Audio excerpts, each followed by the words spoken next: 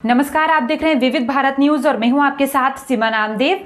शुरुआत करते हैं आज की खास खबरों से। प्रयागराज में कार्बाइन से गोली मारकर खुदकुशी करने वाले सिपाही आकाश के शव को पंचायत भवन के सामने रखकर ग्रामीण शुक्रवार सुबह धरने पर बैठ गए। ग्रामीण सिपाही की हत्या की आशंका जता रहे हैं। मांग है कि हाईकोर्ट के रिटायर्ड जज से मामले की निष्पक्ष जांच कराई जाए। थाना बलदेव क्षेत्र के गांव अरतोनी निवासी आकाश ने 2 दिन पहले पुलिस लाइन प्रयागराज के समीप कार्बाइन से गोली मारकर खुदकुशी कर ली थी। सुबह करीब 5 बजे स्वजन सिपाही के शव को प्रयागराज से लेकर गांव पहुंचे। गांव शव आते ही ग्रामीण पीड़ित के घर पहुंच गए। शव को गांव के पंचायत घर के सामने रख दिया गया और ग्रामीणों के साथ स्वजन धरने पर बैठ गए। स्वजन ने शव का अंतिम संस्कार करने से इनकार कर दिया। धरना देने की सूचना पर एसपी देहात श्रीश चंद्र भी गांव पहुंच गए। मरने वाले सिपाही के ताऊ के पुत्र गजेंद्र ने बताया कि आकाश की हत्या की गई है। उनकी पत्नी बीमार थी, पर सीओ लाइन उनको अवकाश नहीं दे रहे थे।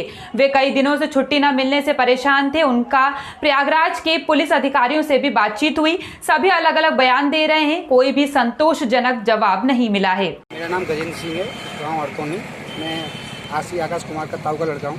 भैया यहाँ आप धरने पर बैठे, क्या मामला है? धरने पर बैठने का मामला सर ये है कि 3 अगस्त को 5:30 बजे मेरे भाई पे फ़ोन आया कि आपके भाई आकाश कुमार ने आत्महत्या कर ली, गोली मार ली है। तो इस परिवारजन यहाँ से गया तो सुबह 4 बजे SRN हॉस्पिटल प्रयागराज पहुँचा। वहाँ पता चला कि ये मोर्चरी में है। फिर उसके बाद प्रयागराज पुलिस लाइन पहुँचा तो वहाँ जब उच्च अधिकारियों से बात की गई तो सुबह RI साहब से बात हुई तो उन्होंने घटना का विवरण दिया। उसमें उन्होंने कहा कि इसकी वीडियोग्राफी की गई है कि जो सामान इसकी जेब में था। फिर उसके बाद जब SP साहब से मिलने की कोशिश की, शाम दोपहर को SP सिटी आए तो उन्होंने कहा कि इसकी वीडियोग्राफी, हमें इसकी जान बचाने की ज़्यादा जल्दी थी, इस वजह से इसकी वीडियोग्राफी नहीं की गई है। जब उसमें कहा गया कि बस्ट मारा गया, 3 गोली लगी हैं, तो गोली सर यहाँ से मारेंगे तो इधर से थोड़ा बहुत पार होगी तो छींटें इधर भी तो गिरेंगी। वहाँ पे सिर्फ थोड़ा सा जैसे लगा कि खून डला हुआ है, ऐसा प्रतीत हो रहा है। जब और बात कर रहे हैं 1 अगस्त को गैर हाजिर की बात कर रहे हैं, जब गैर हाजिर था तो उस बंदे की जो बाइक है, जो गनर के रूप में ड्यूटी लगी थी इस महिला के साथ, जिसका पति मर गया है, तो उसी के घर पे उसकी बाइक पाई गई है। सीओ ने उसकी रिपोर्ट दी है और उसका बैग भी उसी के घर पे है। और ये भी बताया गया है कि उसी की गाड़ी से वो पुलिस लाइन में आया था प्रयागराज में। जब उसे देखा गया लास्ट बार, जब बच्चों से अपने साथ के लोगों से मिला है तो उन्होंने बताया कि इसे CO की ऑफिस की तरफ जाते देखा है और हमसे रोजाना की तरह इसने आए मुलाकात की है। जब CO लाइन गया है तो उसमें उन्होंने कुछ नहीं बताया है, लेकिन हमारे पास वो भी फोटो आया है जो आमद का अपना वो CO के पास देने गया था, लेकिन वो बात हमसे छुपाई गई थी। उसके बाद जब उनसे मिलने के बाद ही कुछ बच्चे बता रहे हैं उसके साथ ही कि कुछ मिनट बाद ही उसने खबर आई है कि उसने गोली मार के आत्महत्या कर ली। लेकिन जब गोली का स्थान बताया गया वो CO की ऑफिस से कुछ कदम दूर और सवा कार के सामने है। वहाँ पे और बगल में बैरक है कम से कम ड्राइवरों की, कम से कम वहाँ पे हर समय 50 से 100 पुलिस वालों में होने की आशंका रहती है, लेकिन उनमें से किसी ने भी उसको वहाँ पे गोली मारते हुए नहीं देखा है।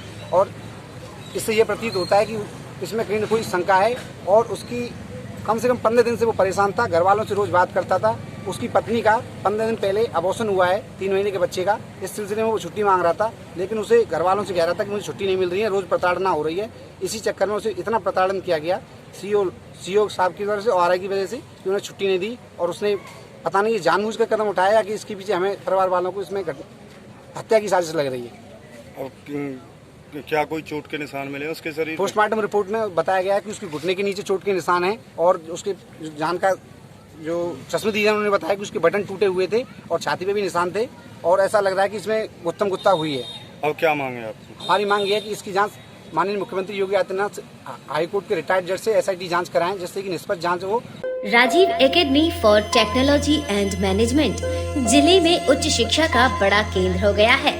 Doctor APJ Abdul Kalam technical university के MBA से 7वीं रैंक प्राप्त इस कॉलेज में छात्रों को न केवल पढ़ाई का बेहतर माहौल मिल रहा है, बल्कि बहुराष्ट्रीय कंपनियों से बेहतर प्लेसमेंट भी। उच्च शिक्षा का बेहतर केंद्र इसलिए भी है क्योंकि यहाँ कौशल विकास के लिए नियमित कार्यशाला, प्रशिक्षण कार्यक्रम, अतिथि व्याख्यान का भी आयोजन होता है। युवाओं में इस कॉलेज के प्रति क्रेज बढ़ता जा रहा है। कॉलेज की विशेषता है कि औद्योगिक क्षेत्रों की यात्रा कराकर विद्यार्थियों को व्यावहारिक ज्ञान भी दिया जाता है, जो उनके जीवन में महत्वपूर्ण भूमिका निभाता है। यहाँ की उच्च तकनीकी कक्षाएं किताबी ज्ञान तो देती ही हैं, छात्रों का बेहतर मार्गदर्शन भी करती हैं। पढ़ाई के अलावा अतिरिक्त पाठ्य चर्चा में भी छात्र भाग लेते हैं। इससे उनका आत्मविश्वास तो बढ़ता ही है, साथ ही व्यक्तित्व में भी सुधार होता है। फिलहाल के लिए इतना ही। खबरों का सिलसिला लगातार जारी है, बने रहिए विविध भारत न्यूज के साथ। नमस्कार।